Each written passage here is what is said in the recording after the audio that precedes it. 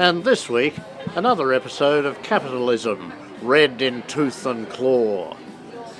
We've already seen Toby Ralph, the Liberal Party strategist, who thinks it'd be a good idea to cull the poor in order to improve the economy. But Toby at least was joking. There's no sign at all that Bernie Brookes, the chief executive of Myers, was joking this week when he said the best way to fix things up was not to have a levy for the disability insurance scheme, Disability Care Australia. Good heavens no. That would be $1 a day for most people. And that was $1 a day that they could have spent at Myers. And that's where the economy really needs the money, that $1 a day at Myers. Well, as I say, Bernie Brookes wasn't joking.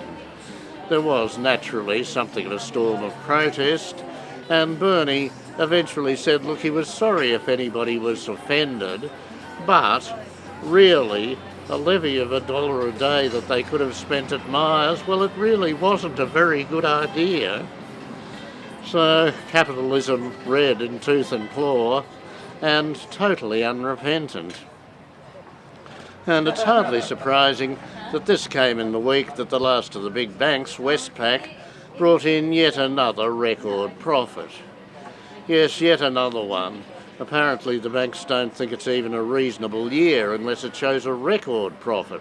Not just a big bugger, but a record every year.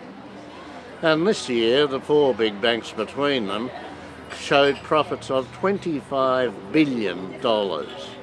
That's 25 with 10 zeros, 9 zeros after it. That's a lot of hoot.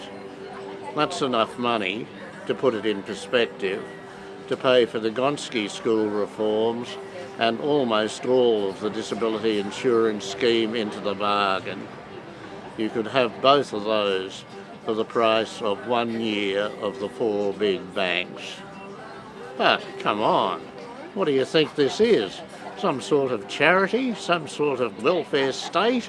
Some sort of socialism? Stop indulging in that sort of class warfare and worship where it's appropriate, at the altar of capitalism. And if that demands sacrificing your firstborn or the rest of your kids, well, so what?